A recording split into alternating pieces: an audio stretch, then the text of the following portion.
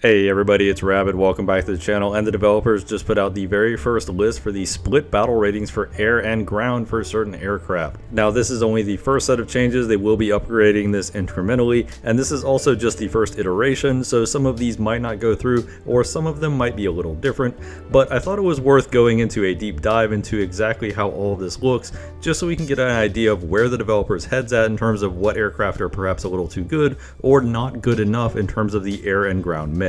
Now obviously these battle ratings were meant exclusively for ground battles, so one big thing we are going to have to look at is, well, the context of the ground lineups that can potentially be run with, which could obviously make or break some of these vehicles. Now kicking us off, we have a variety of F-16s and also the F-20, which is kind of similar to an F-16, dropping down to only 11.7 for ground battles. You might think the top tier for ground is 11.7, why does it matter if they're higher? Well, it turns out it matters for matchmaking, because obviously if you take a 12.7 plane, the only matchmaking you can get is 12.7 to 11.7, whereas if you take 11.7, you can potentially see down tiers to 11.0, and fighting a lineup with a 12.7 plane in it would basically be a max up tier, so you wouldn't see as many of them. Now the obvious question is, how relevant is it for these assorted planes? For the ADFs, probably not at all, because the ADFs are exclusively air-to-air. They don't have any air-to-ground ordnance, so unless you love the 20mm cannon, they're exclusively a cap aircraft, and honestly at 11.7 aren't really anything special, so they can comfortably drop down. I don't think anybody will bother playing them in ground battles. For the F-16s and F-20 with air-to-ground ordnance, it's actually a little more interesting. The Nets is still kind of worse than the Kronos 2000 in terms of its air-to-ground loadout.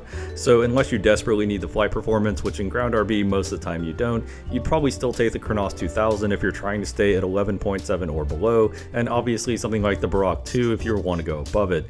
Additionally, the F-16A MLU for China is mostly just worse than the Chinese J-7A, which is also at a lower battle rating of 11.3, so I don't really think it affects China all that much, but it is an interesting option nonetheless. For Japan, it likely doesn't change what you're doing all that much, as the F-16AJ was already essentially the best option you had. However, it does at least drop you out of that 12.7 bracket, or more accurately drop it toward the 12.7 as max up tier, so it's nice for Japan, but it's not really a big deal. The F-20 and the F-16A, however, for USA are in kind of an interesting position, because USA doesn't have a ton of options between about 11.0 and 11.7 that are better than the F-16A. In fact, I couldn't really find any. Most of the better options are at higher battle ratings such as 12.3 to 12.7, so it actually does make the F-16A reasonably viable, especially if you're trying to keep outside of that 12.7 bracket. So it's a good change, but it's not really anything earth-shattering. You could take the F-20 if you have that premium and you haven't researched or spaded the F-16A, but overall I do think the F-16A is just kind of better, and it is an interesting choice. For the next three, we have aircraft that are actually going up for ground RB, and these are the Su-25 SM-3, the Harrier GR7, and the AV-8 Plus for Italy. Now, the best guess I have on these is because they have fairly good thermal targeting pods and also fire and forget missiles. They can be quite hard for surface-to-air missile systems to counter, so they would want to move those up. However, the JH-7A that I already mentioned is suspiciously not on this list, even though it has access to basically the same suite of weapons as all three of these aircraft, and actually has much better flight performance than any of the three of them as well. So that might be an oversight, but I wouldn't be surprised to see the JH-7A get moved up in battle rating for ground battles at some point. Overall, I do like the idea of aircraft with weapon suites that are particularly hard to counter for surface-to-air systems, but that don't have good flight performance, being moved up in BR for ground RB specifically, because it does alleviate some of the pressure on the penultimate BRs because they don't necessarily have the best anti-air to try and take out these threats. Next up, we have a whole host of aircraft that aren't really worth going into individually, because the best way to describe basically all these Phantoms, MiG-23s, MiG-21s, etc. is that they are dedicated fighters that have fairly weak air-to-ground ordnance, consisting of a ballistic computer with some unguided weapons and possibly some M-close missiles, and that's about it. And in that respect, I don't think it's a bad idea to move them down in battle rating. You make combat air patrols or CAP potentially more viable by pushing more powerful fighters at lower battle ratings, which does at least provide some options to try and neutralize some of the more potent CAS options at those BRs. Very few of these stand out to me as being a big deal for their respective factions, as the vast majority of these countries have at least as good, if not better, options for the dedicated air-to-ground role, so it's really just, do you want to have an option better than your anti-air at that BR to try and take out enemy aircraft, and for that purpose, all of these are basically fine. I don't see anything wrong with a change like this. Next up, we have the 2 Tornado IDSs for Germany, going from all the way to 11.0 to 10.3. One of these is a premium, one of these is an event vehicle, and the cynic in me wants to say that this puts the premium German aircraft at the same battle rating as the premium Leopard 2, but on balance, 10.3 is not a bad battle rating for these airframes, as while they are fast and they do have some pretty good missiles, their air-to-ground ordnance is just some unguided 1,000-pound bombs, so it's not really anything to write home about, and it is fairly easily countered. On top of that, you also have aircraft like the F-111 at the same battle rating, and the F-111, if the F-111 isn't broken and has better weapons, then the Tornadoes likely won't be either. For the next aircraft we're going to look at, we have 5 rather interesting changes, and these are ground attack aircraft that are actually going down in air battles. The first one is the MiG-27K, which I could definitely see. The MiG-27K isn't really anything to write home about. It does kind of deserve to go down in air battles. We also have the A7K, A7E, and A7D, basically all of the A7s. These are subsonic attackers. You can pull a good turn if you really need to, but on the whole, they're not really that competitive in air-to-air, so I do kind of see this as a pretty reasonable change. Interestingly, none of the A7s are going up in battle rating, which we'll get back to that later, especially with the A7D. And then we have the Q5L. The Q5L has the distinction of seeing the biggest battle rating change on this entire list. In air RB, it's actually going from 9.7 down to 9.3. However, in ground RB, it's going from 9.7 up to 10.7. And I'm pretty sure this is because of the laser guided bombs it has in terms of the ground RB change. And of course the air RB change, it has no flares, it also has no missiles. Really all it has going for it is its speed, which isn't really that great. So I can definitely see both of these changes as being somewhat viable. And China does have a lineup at 10.7, in fact actually a pretty decent one, so it doesn't hurt the Q5L at all. And on the whole, this will make grinding ordnance for a lot of these dedicated ground attackers a lot easier. Next up we have the Su-22s and Su-17s. All going down to 10.3 and 10.0 respectively. Their guided ordnance is very limited, so this is kind of in a tornado situation wherein they don't exactly have things like fire and forget optically guided missiles or laser guided bombs that can be incredibly hard to counter. They're mostly just going to be dropping dumb ordnance or fairly basic laser guided missiles, which aren't really anything to write home about. So on the whole, I could definitely see this going through. The F5Es, however, are a little more unusual, as while they do have Mavericks, which is slightly annoying to play against, 11.0 doesn't really seem to be that great of a fit for these airframes, because this is putting them at territory where they basically have to constantly fight the best air defenses in the game, and honestly, they just aren't competitive in that kind of an environment, so I do kind of question why these need to go up. That being said, USA has basically no 10.7 vehicle, so USA doesn't really care about this. This is really more for China than anything.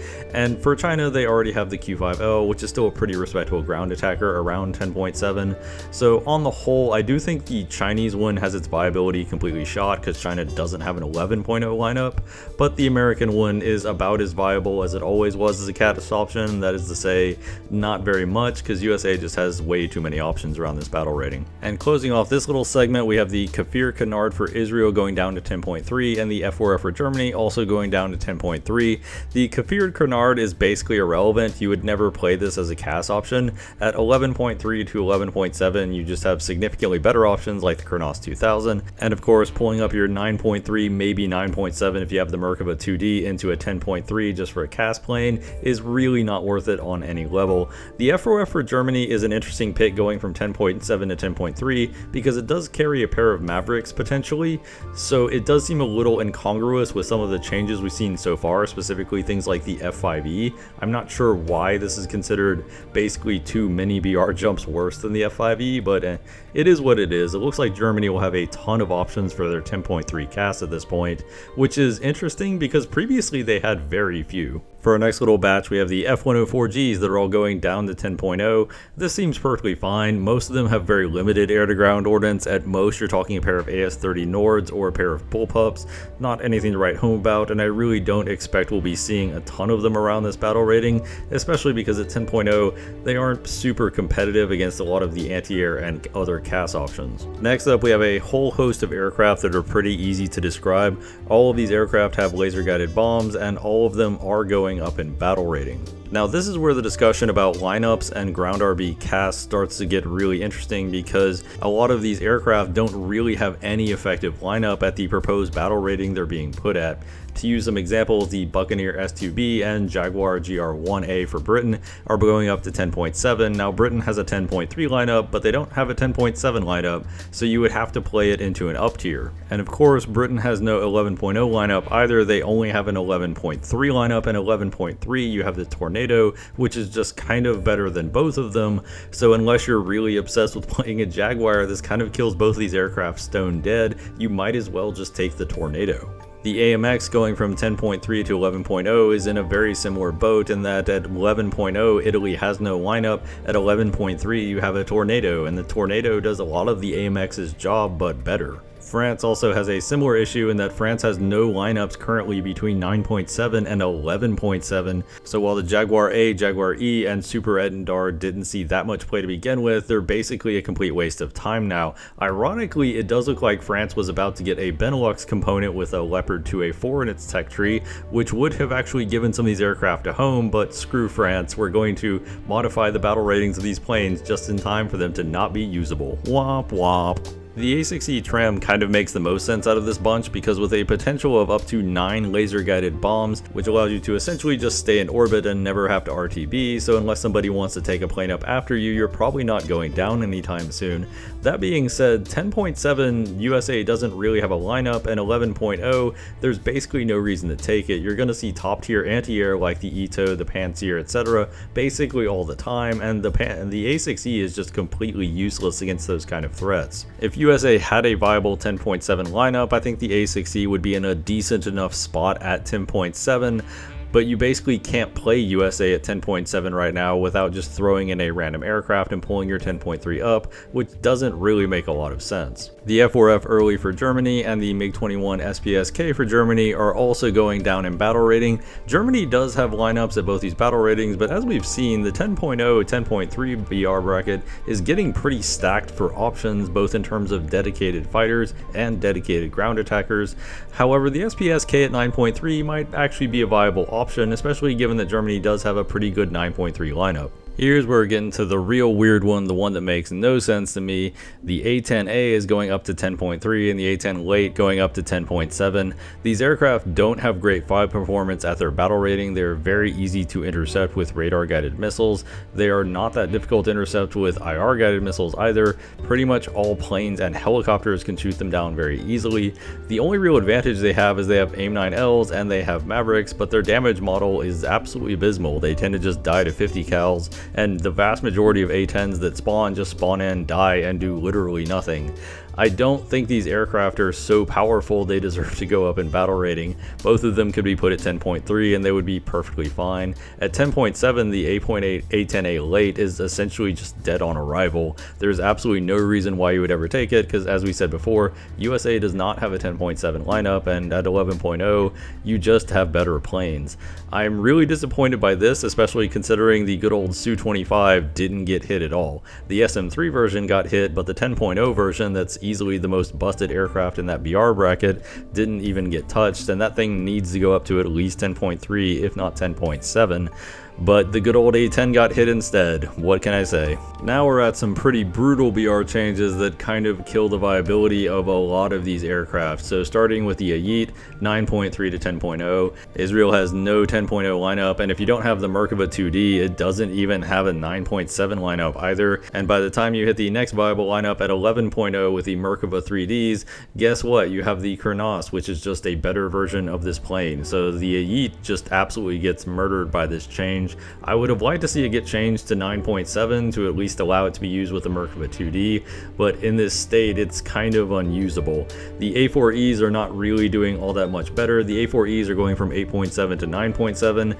The Israeli ones you could at least potentially use if you have the Merkava 2D. Maybe you could up tier your 9.3 lineup. That's not as bad, but the American one, USA really doesn't have any lineups at 9.7. They only really have lineups at 10.0 and 10.3, and by the time you get to 10.3, you get the good old A7D that for some reason didn't change at all and is basically just doing the same thing the A4E does, but better. The A4s have never really had fantastic flight performance for their BR and have kind of just relied on having good air-to-ground ordnance as their only real balancing factor. In this case, it's mostly just bullpups and walleyes, which while they were kind of abusive at 8.7, probably could have only gone up to 9.3 and been perfectly fine. It was really the fact that the A4s could have seen an entire lobby of enemies that had no surface-to-air missiles that made them abusive, but at 9.3 they would have been virtually guaranteed it, and that would have balanced them out reasonably well. I think 9.7 just kind of sort of kills all of these airplanes, and 10.0 just kind of kills the Ayit as well. This is a distressing change, and I wish they would kind of soften this up a little. And last but certainly not least, we have the Alpha Jet E for France and the Alpha Jet A for Germany going up from 8.7 to 9.0. I think this is just because they have a ballistic computer and a decent array of ordnance, which is a little excessive at 8.7. However, this does continue our trend of screw France, because France has a good 8.7 lineup, and not being able to use the Alpha Jet E in it does kind of limit your options. And at 9.0 you have the Etendard, which is another aircraft with a ballistic computer and also has access to some AS-30 Nords, which are pretty good. So it does kind of kill the Alpha Jet E for France a little bit, not to the biggest degree in the world. The Alpha Jet A for Germany though should be fine. At 9.0, Germany does have good lineups around this battle rating. It's pretty competitive with most of the other options, but I do think the French one gets hosed a little more than the German one. If I were to neatly wrap up my thoughts, I like the general idea of having split BRs for air and ground vehicles, and quite a few of these I think are quite beneficial for both the aircraft and the ground lineup, and there are some necessary nerfs for some vehicles that were a little too good. That being said, there are a few general rules that they seem to be following, in that anything with laser guided bombs gets a minimum 10.7, but not every nation has a 10.7 lineup. In fact, most of them don't. So this does kind of kill a lot of the lower tier laser guided bomb carriers to the point where they're basically not even worth investing in.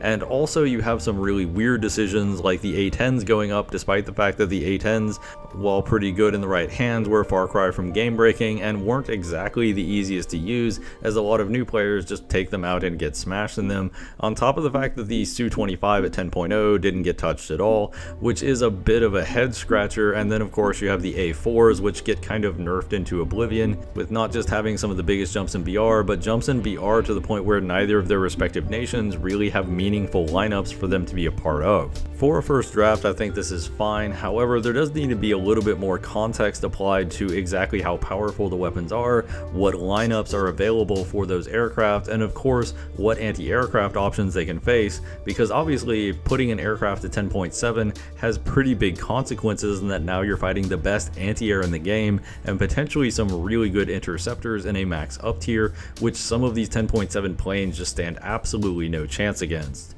But those are just my thoughts on the proposed split battle rating changes for air and ground RB. What are your thoughts on this? Are there any aircraft that you think are on the list that shouldn't be? Are there any aircraft you think aren't on the list that should be? Let me know in the comments down below. If you like the video, a like and subscribe always helps out the channel. As always, donk a bit to shoes.